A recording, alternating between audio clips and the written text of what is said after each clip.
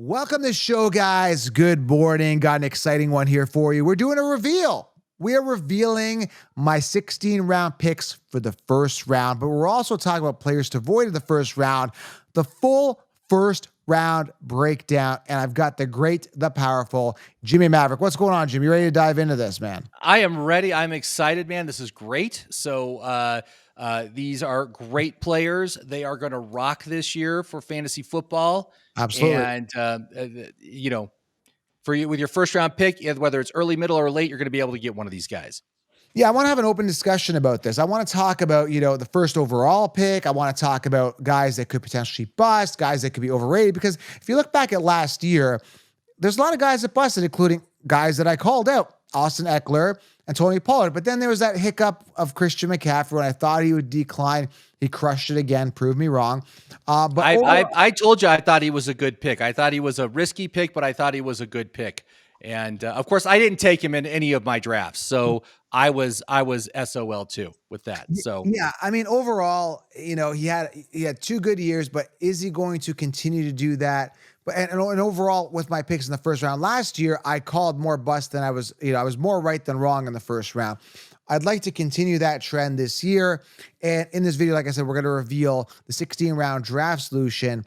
Optimal picks for round one. We're going to solve the first round. We're going to get it down. We're going to hammer it down. Before we do, guys, it is out. It's officially out. Grab the 16-round draft solution to smash your leagues.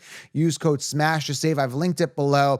Get in there. You get all the sleepers, all the breakouts, all the optimal plays. And yes, people keep asking. Yes. I do update it up until the season starts. You got a principal cheat sheet. Everything is laid out for you. And I do a mock draft for you right in front of you, going through all the optimal players every single month leading up to the season. June 15th, July 15th, August 15th, right up until the season, I update the notes. So grab the solution right now, secure the solution, secure the championship, and grab a ticket to the Sports Summit. We've got Kyron Williams, Pat Frymuth, Trey Benson, Tajay Spears, and more coming to the Sports Summit. Jim's going to be there. You're entered for a PS5 giveaway. This is a virtual summit. Jim, people keep asking me again, I can't show up, Joe. I can't drive. I'm busy that weekend. I got family. Dude, it's virtual. You just got to go down to your basement or your living room, wherever your computer is, open up your laptop, and you're there with NFL athletes and us giving fantasy analysis. I'm super excited. Fantasy is back. My head's spinning. We got a dynasty draft going right now. I just ended up selecting Brian Thomas Jr. You ended up going with Kelsey. It was a good value round 6, the dynasty league. But dude, so much going on, Jim. Where do I start here, man? My head's spinning.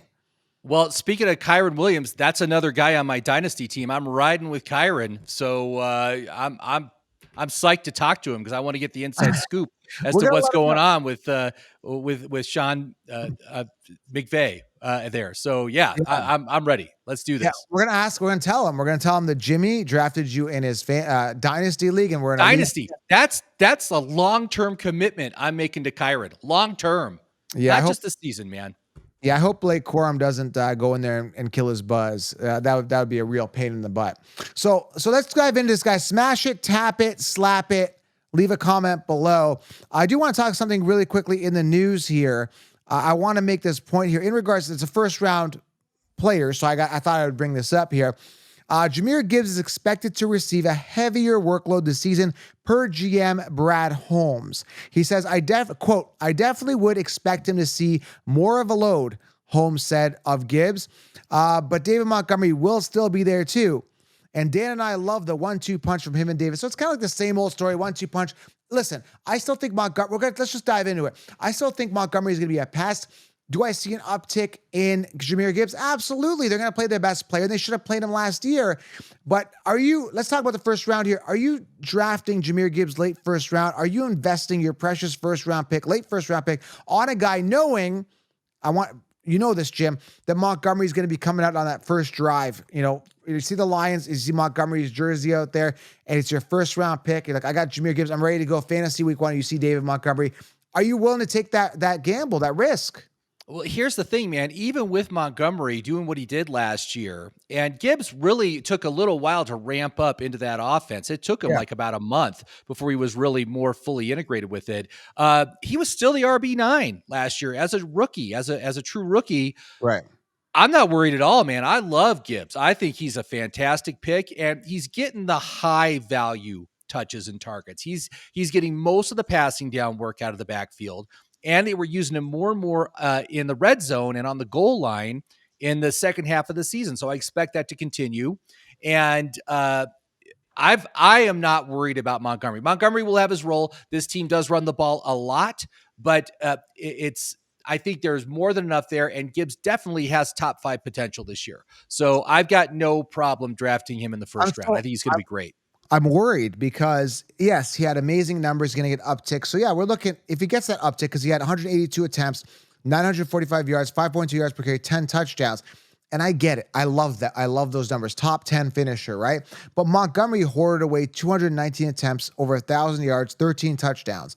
That's a lot to take away. That bothers me, It just, I don't know, knowing that I could get a guy that could finish number 1 potentially in round 1, like a Brees or a Bijan.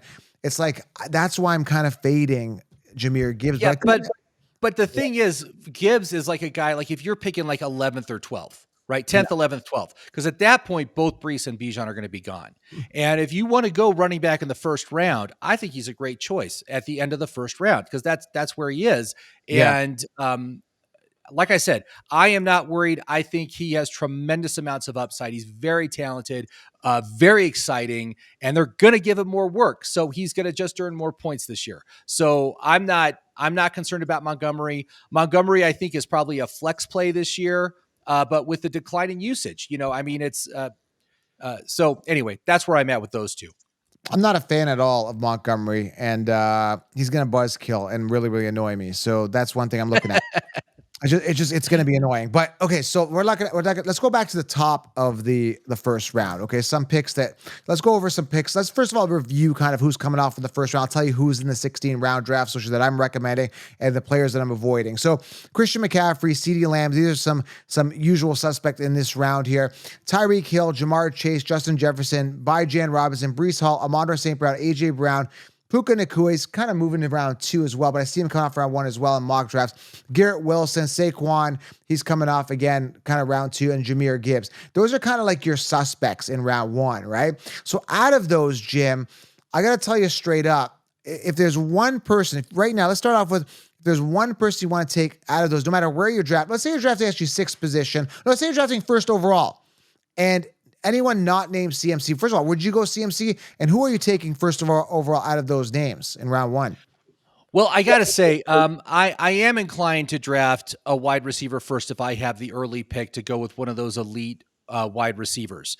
But as far as CMC goes, he's very risky. Last year, I called him a risky pick, but he really paid off. This year, he's 28 years old, coming off 2 great years in a row, including finishing last year as the number 1 RB.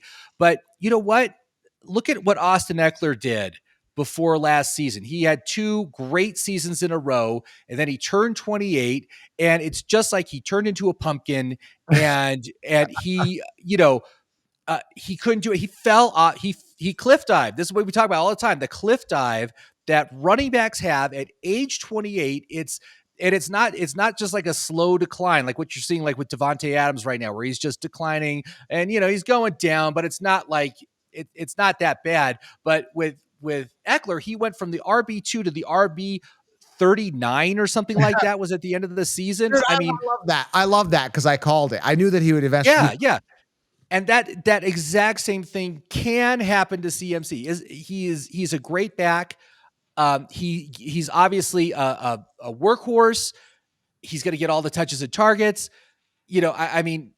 So he could do it. He could do it again, but the risk is very high with him. So I wouldn't take him anything more than a risky, speculative pick that does have the potential to do a cliff dive. It is in the realm of possibilities. And that pumpkin reference for all you guys that are young, Cinderella, fairy godmother, turned a pumpkin, I think, into like this amazing cherry. To a stagecoach, and then it turned back into a pumpkin at midnight. Yeah. Yeah. So that's CMC this year. So we're going to come back to that. We're going to call him the pumpkin here. Not like, hey, sweetie, you're my pumpkin. No, like you turn into this is like a negative thing, not like a positive thing. So, so CMC, again, I've explained the reasons why I'm staying away from him. It's age, number 1, coming off pretty much 2 pinnacle years. He didn't finish on top 2 years ago. Eckler kind of took that spot, but he finished on top last year. Super Bowl hangover. And I just rather have other people. I'd rather have other players that I just like. And we'll get to who I like in a moment. Okay. So when you said you go wide receiver, which wide receiver are you taking first overall? Because there's question marks here. So when I look at, let's talk about the next guy here. Justin Jefferson. He's another guy coming off round one, top 5. Actually, let's move along here. CeeDee Lamb comes off before him. Let's keep going down then. CeeDee Lamb, listen, I like CeeDee Lamb a lot. Love the talent. And if you look at his years, I keep explaining, it's like a step up, step up, step up, step up. He keeps doing better every single year. But he hit such a pinnacle. And Tim hates it when I say this. Joe, all you say is pinnacle year, pinnacle year, pinnacle year. Yeah, man, because after players come off these astronomical years, we saw it with Michael Thomas years ago. And if you can't remember remember a couple of years ago, Cooper Kupp coming off the Super Bowl hangover, pinnacle year, decline. 1,749 yards, Jim. 17 games, 12 touchdowns, a near perfect season of 403 fantasy points. That's astronomical numbers. And then I say, well, guaranteed decline. And some people say, well, yeah, but if he declines, it's an extra 10, 15 points. Usually, dude, when they decline, an injury happens, something catastrophic, it's like a significant decline the year after a pinnacle year. But that being said, we saw Antonio Brown do it for several years at a wide receiver position. I think CeeDee Lamb, if anybody can do it, listen, I like CeeDee Lamb. But I personally just don't want to pay that much for a guy that we were getting for value a couple of years ago. Now he's all of a sudden the number one receiver. I don't know, man. For me, I think I recommended him in 60 rounds. I'll recommend him maybe. I said, and I tell people, go CMC, go CeeDee Lamb if you want, right? But for me, and I let people know in 60 rounds that I'm not drafting him. I'm not paying the price for him. But I tell people, go with your gut. If you like him, go for it. What do you think of CD? Are you going for him? Yeah, I mean, the big risk with him is the regression risk. Yeah. And don't forget, last year was a contract year as well. So guys that have a career best season on a contract year are the kind of guys I like to avoid the next season. He's going to get a massive contract. I don't know. They're probably going to give him $40 million a year, something crazy like that. So he's going to get that too. So he's going to have a hangover from the big contract. I just see a real big risk of decline. And as the number one wide receiver, there's just other guys I like more at this point in the draft. So he's not on, I mean, I like him. I would recommend him, but with those risks, he's not a guy that I will be selecting this season. So. And I'm telling you, man, that being said, with depth, I want to say something. There is tons of depth at wide receiver later. A lot of rookies coming like Brian Thomas Jr., Lad McConkey, so many other guys you can get later. I explained all this in 16-round draft solution. But I want to say here, though, that there is actually a ton of, when we're talking fantasy ball draft strategy, there is a ton of running backs you can get later that are great value that can finish in the top 10, including a guy that I like. I don't want to get into this too much that you don't like, is Jahmyr White. That's a whole other conversation. We've been talking about him all off season. but I want to say this about 16 rounds. I usually go robust RB. This is the year where I'm changing my tune. And I'm saying I'm okay with going a wide receiver in round one, but I do like getting a Byjan or Breece kind of mid-round or early to mid-round. But I don't mind going with, like, again, another guy, which I'll explain, that I like, a Garrett Wilson at the end of round one, which I'll explain. Because I did this amazing stack, and I explained in 60 rounds, where I went from the 12th position, Jim, and I got Garrett Wilson and Marvin Harrison, and I was still able to get viable running backs from round 4 and on. And I still have. There are some good ones that are available later than you would think. And we've seen this shift on the draft board. It used to be, right, 8 running backs and maybe 3 or 4 wide receivers in the first round, but now it's flipped and it's now like 8 wide receivers, but only 3 or 4 running backs. And so you can get really good running backs later than you used to be able to, and you can take advantage of that. Good point. Good point. That's the reason for it. So CeeDee Lamb, I'm personally out on. Tyreek Hill, you love him. I'm just kind of. I don't know why you don't like him, dude. I mean, that offense is fabulous for fantasy. I mean, it is just like, he is such a big play monster machine, and he has those explosive games, just crazy 70-yard touchdown catches. I mean, this is the kind of thing that just thrills me as just a football fan. But he is still at the top of his game, man. I'm not worried about decline this year.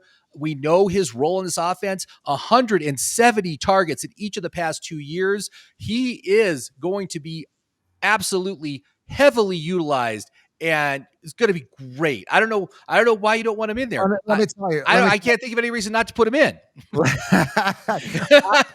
Again, some of his off-field issues, I can't have the personal aspect to it, off-field stuff, drama, baby mama, all that stuff. I'm not really a fan of his character, but let's take that aside.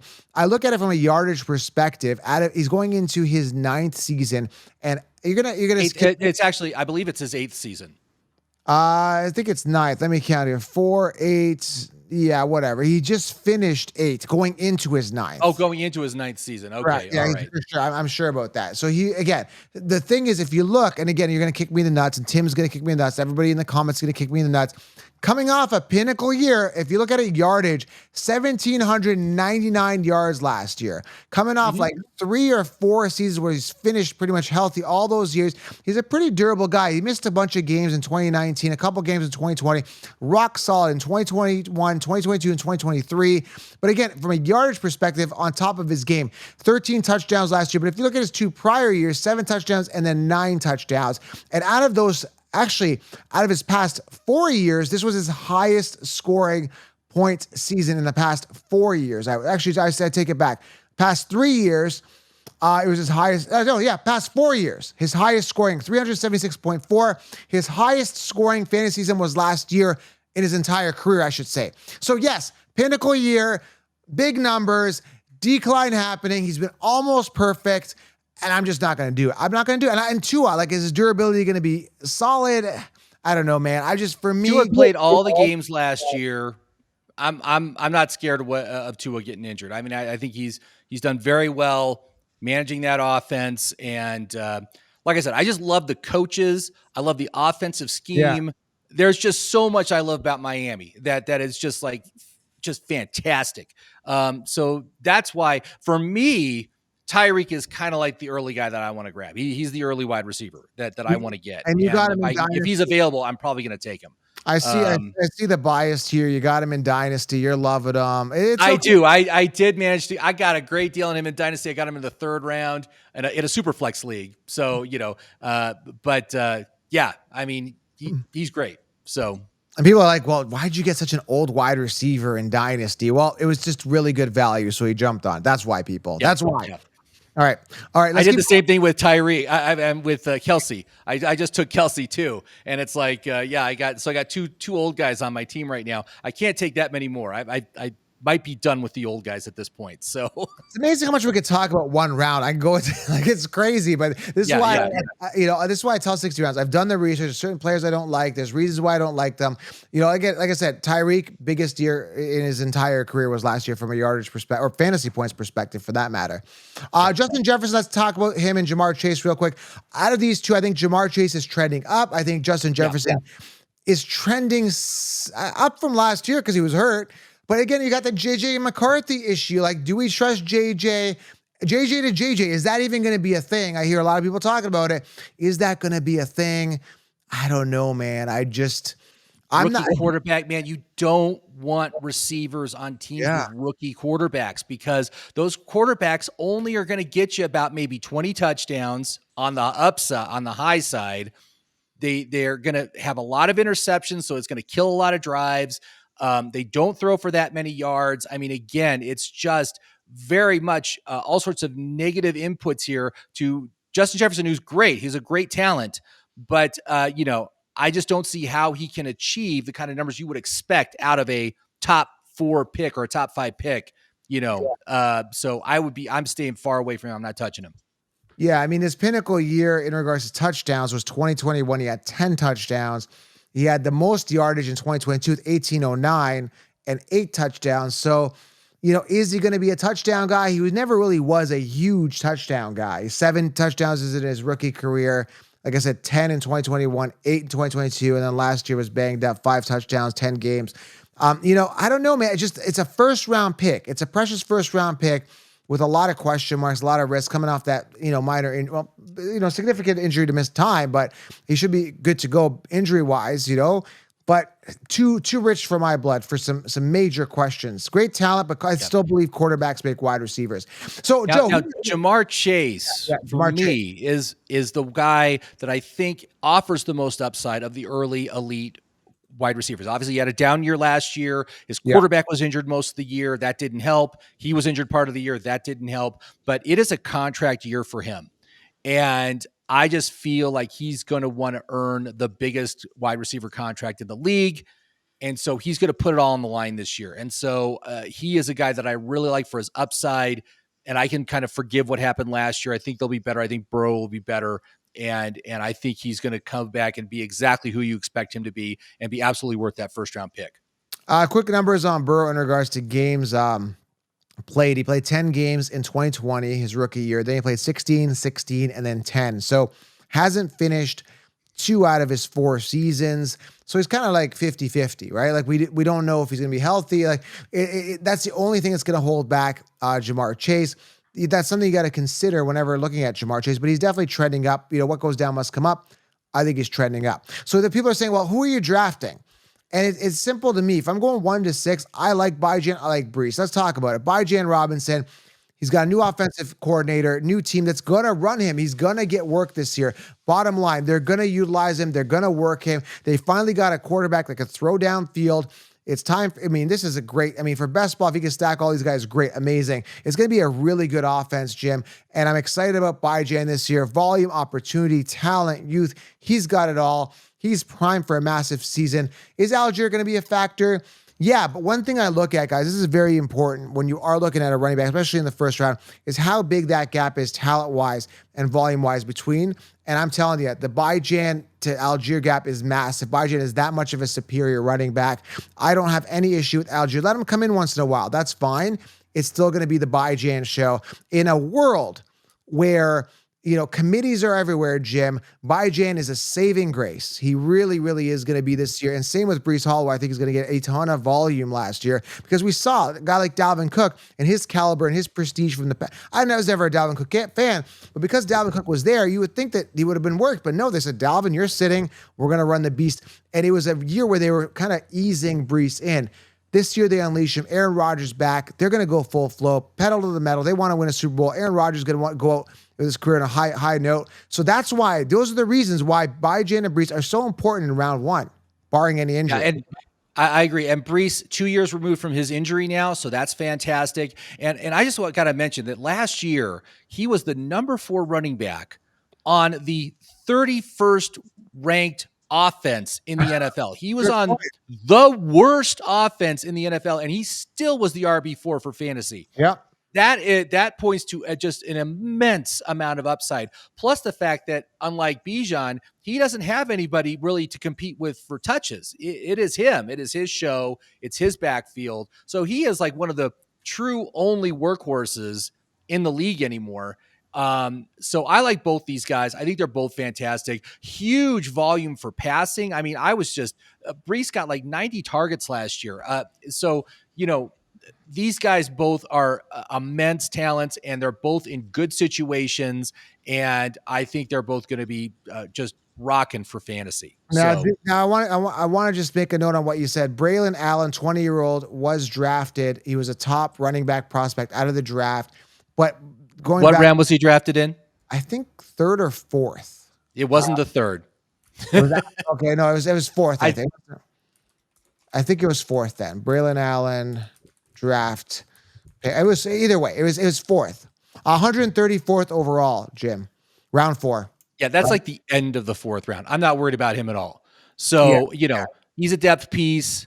That's what 4th round running backs are. They're depth pieces. So I'm not worried about it.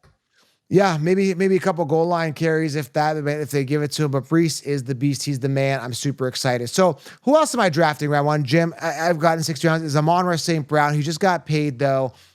He's going to eat, man. And he's still young. He's dynamic. He's the wide receiver 1. I love the opportunity there. And it's an offense that works, an offense that wants to win. I'm just hearing, man, the Lions sold out their to every ticket. They're sold out for the season. Like that's awesome. Yeah. People are excited about Lions football, man. I am too. I love that offense. I love the offensive scheme they're running, and Amon-Ra is fantastic.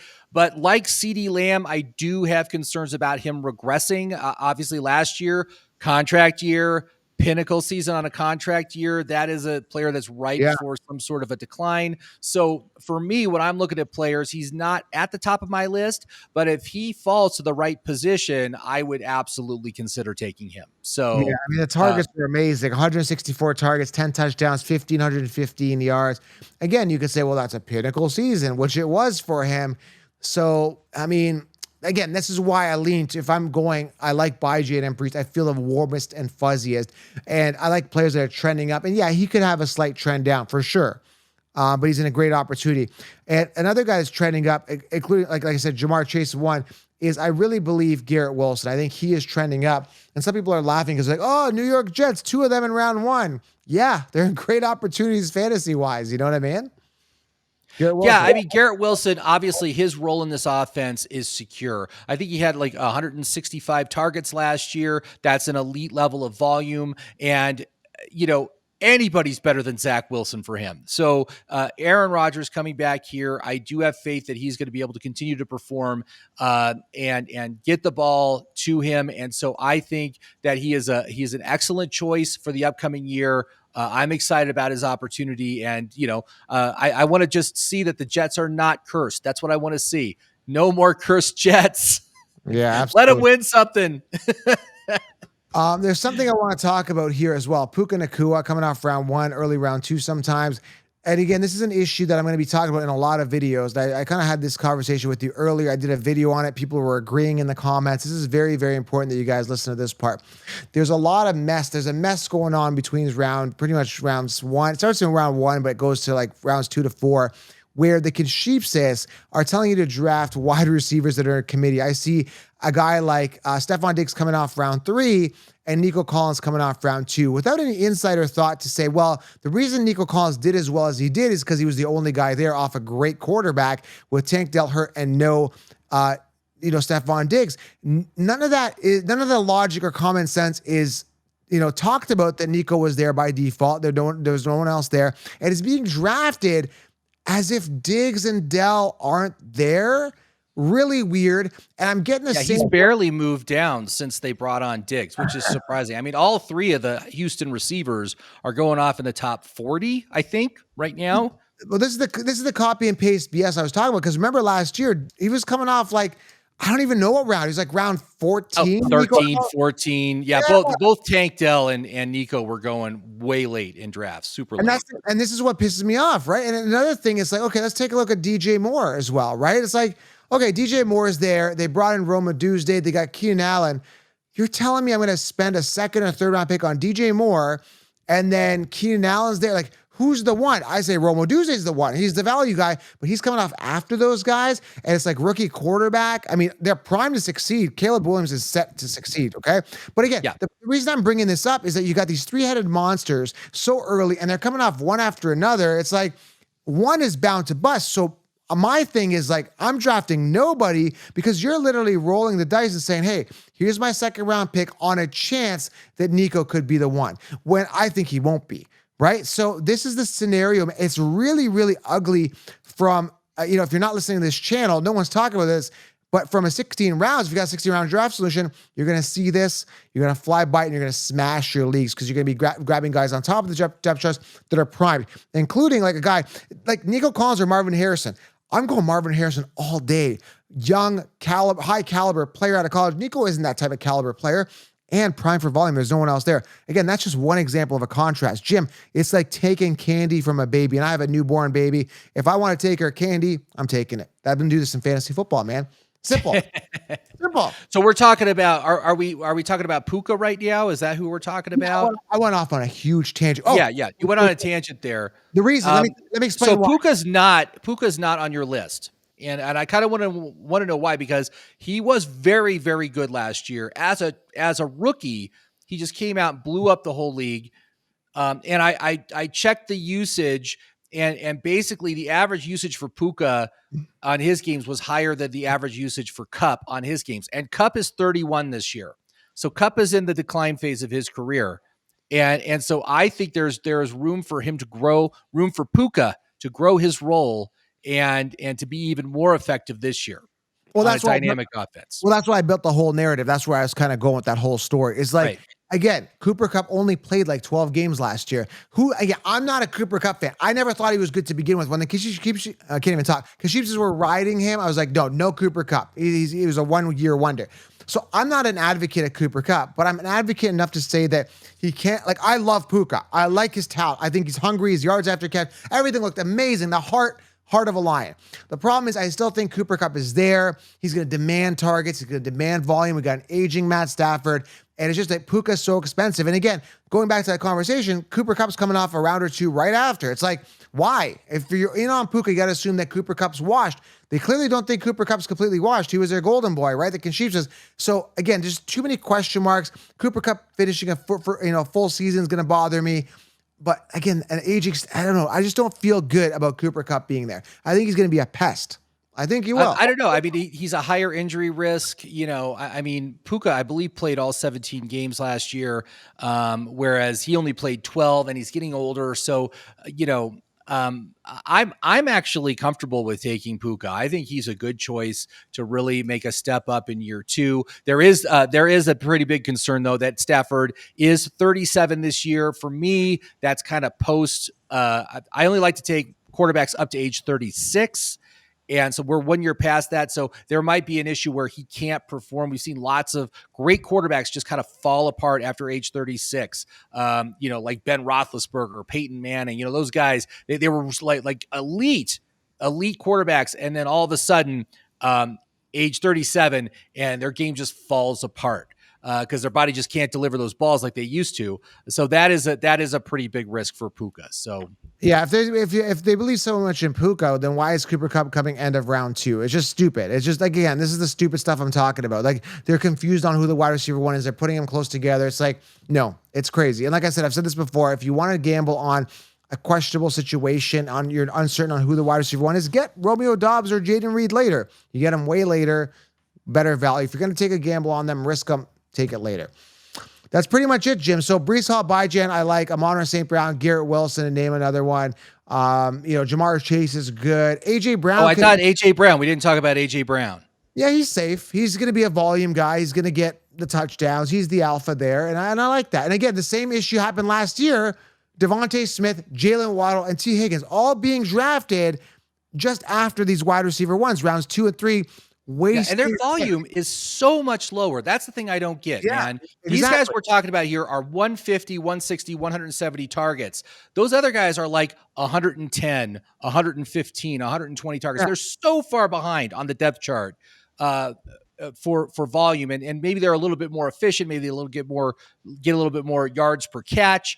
But go with the one, man. Go with the guy that's going to get all the targets, because AJ Brown was the first half of last year just on a tear. He had like 8 consecutive games of 100+ receiving yards. That was just golden for fantasy. I mean, a guy that was pulling in like 20 points a week straight up every single week. Yeah. He should continue to do that. He'll be great. I see that week 3 to 8, over 100 yards receiving in all those games, just tore it up. And that's the thing. So that's why I wait for wide receivers later, like a Brian John. I keep messing his name up. Brian Robinson Jr., Brian Thomas Jr., someone like that could emerge and be the one, by a big margin. And I get him later instead of spending a second round pick on a guaranteed wide receiver too. It makes no sense. There's no logic. And people should be kicking themselves, and the Conchiefs should all be apologizing about T. Higgins and all the other guys they recommended that absolutely busted based on their ADP. So that's it, guys. Round 1 revealed. Those are the guys I love round 1. And you can see the logic behind what I say, right? Some of the stuff, I get a little emotional. I'm like, I don't like Christian McCaffrey. And it's like, if I keep saying he's going to bust, he eventually will, like Austin Eckler did and others, that came before them. But I really, truly feel that, I think CMC is on borrowed time. I really feel, and I gave this analogy to Tim before I let everybody go. If you're running across, don't do this, but if you're running across the highway, Jim, and there's cars going fast, and you're dodging them. You run once, you run twice, and you're doing it all day. You don't get hit. Eventually, it's gonna catch up with you. I think CMC is run his course. Eventually, injury is gonna catch up with him.